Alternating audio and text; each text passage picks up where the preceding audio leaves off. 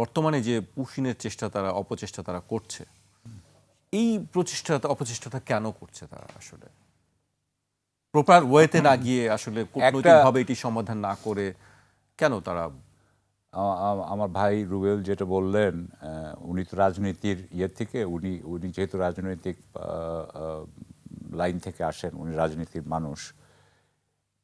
একটা রাজনৈতিক বিষয়কে কিন্তু একদিনে ডেভেলপ করা হয় না, এবং একদিনে যেমন ডেভেলপও করা হয় না, একদিনে এটাকে শেষও করা যায় না। এইটা তো আজকের থেকে শুরু হয় নাই। এই যে বাংলাদেশ অনুপ্রবেশকারী, আমার মনে হয়, আমাকে এখন দেখতে হবে, I have to check, but I think it is a issue which is 20 years old। 20 বছর ধরে এই অনুপ্রবেশকারী করে বিজেপি এই এই এই এই এই আপনার স্লোগানটাকে বা এই একটা ইস্যু বানিয়েছে তারা। এবং সেটা আপনি জানেন যে সেটা খালি আপনার পূব দিকেই না, তারা পশ্চিম দিকেও, আপনার সেটা বম্বে বলেন, সেটা দিল্লি বলেন, সেটা মহারাষ্ট্র বলেন, সব জায়গাতেই তারা কিন্তু এই ইস্যুটাকে কিন্তু নানান জায়গায় নিয়ে আসছে, বাংলাদেশি অনুপ্রবেশকারী।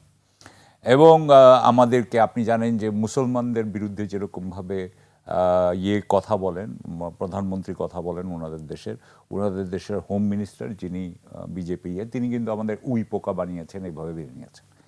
এই কথাগুলো যদি উনার বলাতে উনাদের লাভ যদি না হতো, তাহলে তো এটা উনারা বলতেন না। এইটা বলে উনাদের লাভটা কি হয়েছে? উনারা লাভ করেছেন যে তারা বলেছেন হিন্দুদের ভোট এক করো।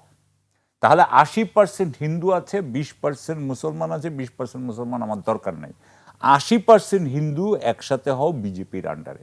80% ওনারা হিন্দুকে তো আর এক করতে পারেন নাই, কিন্তু ওনারা যদি 40% হিন্দুকেও এক করতে পারেন, বা মানে অর্ধেক হিন্দুকে যদি ওনারা এক করতে পারেন, যেটা ওনারা করেছেন, করে ওনারা কিন্তু আপনি, এবং এখানে আমি আরও কয়েকটা জিনিস একটু কথা বলতে চাই, যে এইটাকে ওনারা করেছেন, এবং এটা ছিল মুসলিম বিদ্বেষ, যেটা কাশ্মীরে বলেন, যেটা আপনি ইউপিতে দেখতে পাচ্ছেন, যখন আপনার লখনৌর নাম চেঞ্জ করে দেওয়া হয়, বা অন্যান্য যে সমস্ত মুসলিম নাম ছিল চেঞ্জ করে দেওয়া হচ্ছে, এরকম যেমন করা হচ্ছে, ঠিক সেরকমভাবে আপনার এই বাংলাদেশি অনুপ্রবেশকারী জিনিসটাকে ব্যবহার করা হয় আসাম, আপনার ত্রিপুরা, পশ্চিমবঙ্গ এবং এই এলাকায়।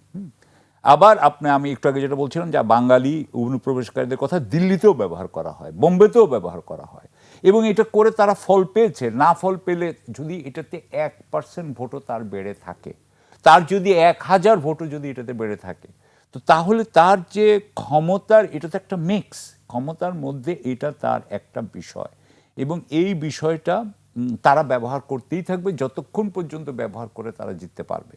সো আমি যেটা মনে করি, এবং এখানে আমি একটা কথা বলতে চাই,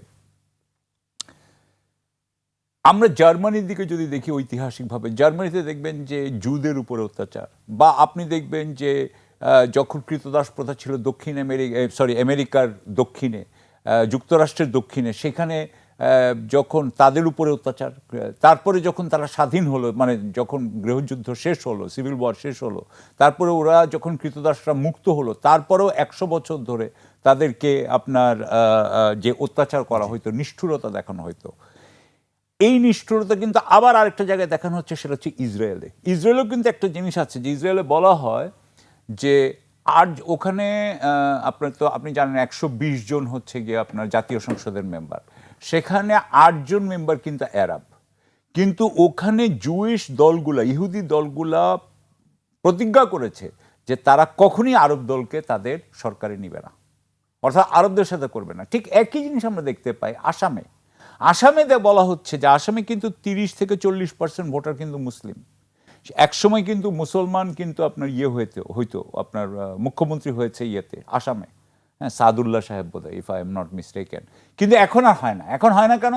কারণ ওই 60% হিন্দু খালি ধর্মীয় ভিত্তিতে তারা 40% মুসলমানকে কোনো মতেই তারা কোনো ধরনের অধিকার পাইতে দিবে না দেখে, বা এনজয় করতে দিবে না দেখে, তারা আলাদা করে দিয়েছে, মানে তাদেরকে আলাদা করতে পেরেছে।